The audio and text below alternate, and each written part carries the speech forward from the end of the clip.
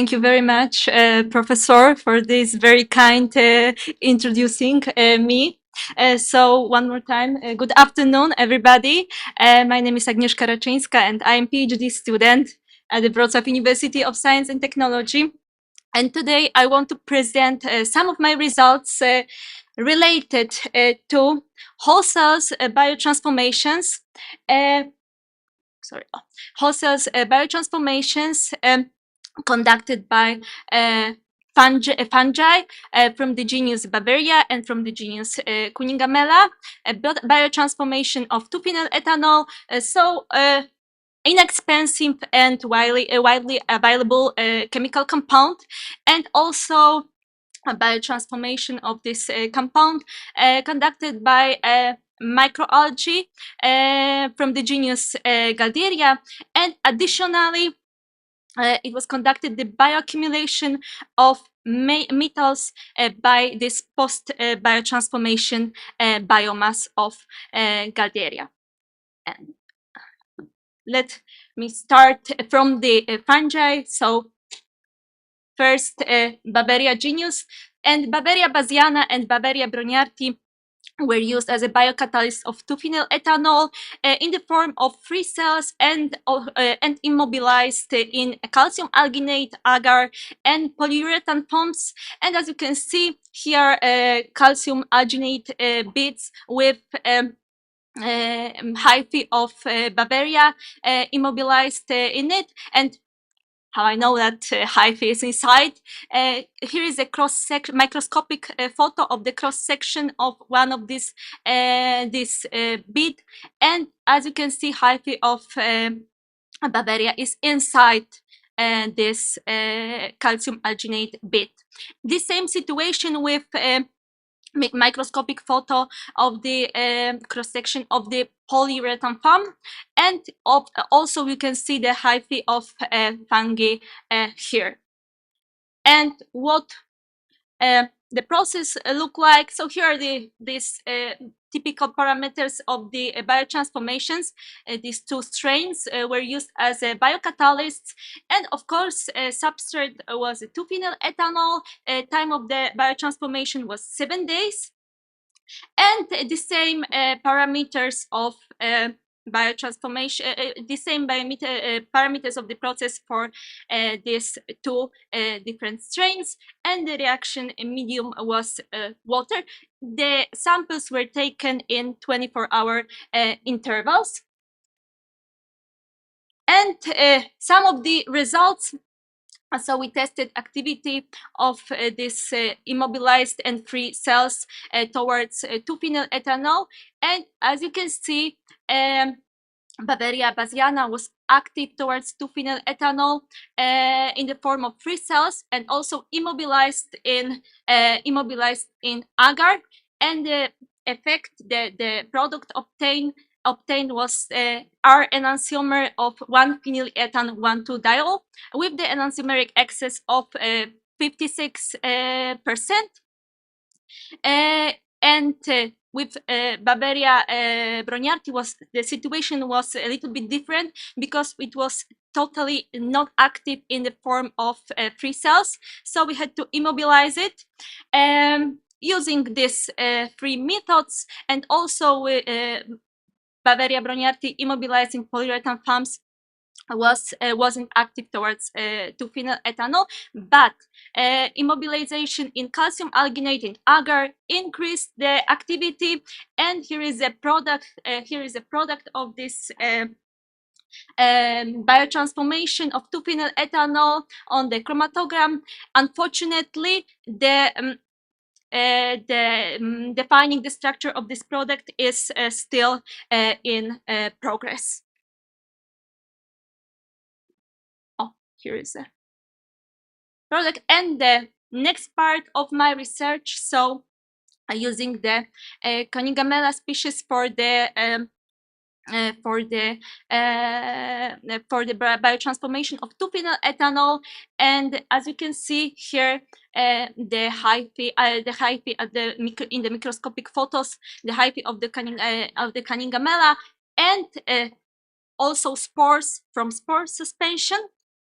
because the spore suspension was used to inoculate the medium. And because of, as you can see, these small white bits, because of this shape of the culture, we decided to not use the immobilization methods, but use this as a whole cell, free cells biocatalyst. And the reaction parameters, these free strains, were used as a biocatalyst of the 2-phenyl ethanol, and the time was shorter in the comparison to Bavaria's, because it was only 5 days, because we verified the activity, and the activity towards 2-phenyl ethanol was the highest in the third and fourth day of the process. And temperature and the rotation speed is also a little bit higher than with Bavaria, and I can say for myself that temperature was very crucial here. And of course, samples were also taken in the 24-hour intervals. And all tested strains were active towards 2-phenyl ethanol. And we have some results in the opposite to Bavaria, because in the biotransformation we obtained the product, but it was not R enantiomer, but S enantiomer of 1-phenylethan 1,2-diol, and with the enantiomeric excess of 35%. And still the results, the results and the structure of the compounds obtained in the with these two strains as the biocatalysts are in defining the structure is in progress. And what is the next step with biotransformation using fungi? The use of the bioreactor, so they upscale the process. In bioreactor, the capacity of the bioreactor is 1 liter, so we try to upscale process a little bit, and substrate is still 2-phenyl ethanol. These two strains are selected for the first time for the use from the Canningamella and Bavaria, for the use as a biocatalyst, whole cells biocatalyst in a bioreactor. And we want to check if the using of bioreactor, so upscale the process, will increase the efficiency of the biotransformation, and also increase the optical purity of the product of the biotransformation. And the next part of my research is the use of microalgae. And microalgae were used in the cascade of two processes. First, it was biotransformation of 2-phenyl ethanol, but then this post-biotransformation algal biomass were used for the bioaccumulation of metals, like rare earth elements like neodymium, gadolinium, cerium, and lanthanum.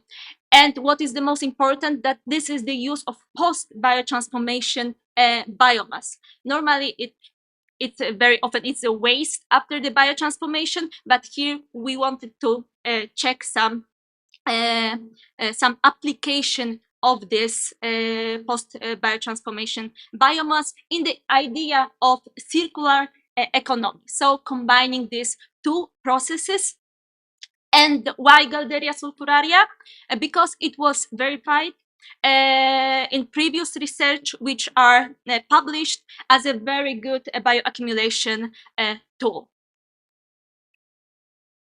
And also we had to somehow connect these two processes. So we started from the algal growth, of course, and then first process was a biotransformation, so adding the 2-phenyl ethanol, and samples were also taken in the 24-hour intervals, and the whole process of the biotransformation lasted for 3 days. And after every day, the algal biomass was separated from the post biotransformation medium, and the supernatant was analyzing by HPLC, and to the algal biomass at medium fresh medium was adding, and lanthanide. I'm sorry, I must drink water. I'm sorry.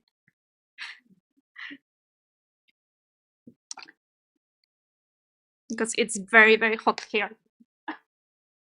And I talk too much. and after that, to the fresh medium with to the fresh algal biomass with fresh medium, we added the lanthanide mixture, and then bioaccumulation process started. After 3 days of bioaccumulation, algal biomass was again separated from the medium, and this time we need the algal biomass, so it was freeze drying, and this freeze dried algal biomass was then analyzing by ICP-MS for the presence of rare earth elements, which were mentioned on the previous slide, and here are some of the parameters of this two cascade process. And slide with the results of my research. Here is a very, very small peak from the product of the biotransformation. What does it mean? It means that we need to extend the biotransformation time. My idea is to extend it to 7 days. Because it was only 3 days. It was a really preliminary experiment, and I've never heard about using this post biotransformation algal biomass to bioaccumulation of metals. So it was really preliminary studies, and only small peak. We will see what happened in the next days of biotransformation and the results of bioaccumulation. And here is a good news, because after this post biotransformation medium showed the bioaccumulative potential towards all four metals which were in the lanthanide mixture. But when the good news always are bad news in the same, but the potential of the bioaccumulative potential was lower in the case of post biotransformation algal biomass than with the biomass which wasn't previously used for the biotransformation, and that's we know that somehow biotransformation affect the bioaccumulation process. And what we want to do next, of course, as I mentioned before, extension the biotransformation time, increase substrate concentration, defining the structure of this biotransformation product, and also what was mentioned by me at the previous slide, so the assessment of the exact impact of biotransformation on Galderia sulfuraria and its bioaccumulation capacity. So that's my goals regarding to research with Galderia sulfuraria as a biotransformation and bioaccumulation tool. And I want to thank, first of all, I want to thank my supervisor, Professor Małgorzata Brzezińska-Rodak. I also want to thank Professor Milada Witowa, because under her supervision in the Czech Republic, I could conduct my research related to Galderia sulfuraria, and also Professor Ewa Szymańczyk-Duda, Dr. Monika Serafin-Lewańczuk, and Professor Magdalena Klimek-Ochab for all their support. Thank you so much. And thank you so much for the attention.